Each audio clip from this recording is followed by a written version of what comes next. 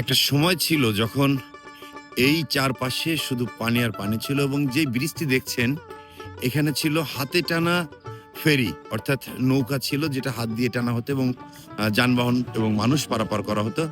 বলছি সদরপুর উপজেলার খেজুরতলার যে ব্রিজ সেই ব্রিজের কথা এবং আমি আছি এই মুহূর্তে খেজুরতলা সেই ব্রিজটি এবং এইখানে আপনাদের দেখানোর উদ্দেশ্য একটি কারণ সেটা হচ্ছে যে শৈশবের স্মৃতি নেই নৌকাবাইজ দেখতে আসেননি এমন মানুষ খুব কম পাওয়া যাবে যারা অন্তত আমাদের বয়সী হবেন।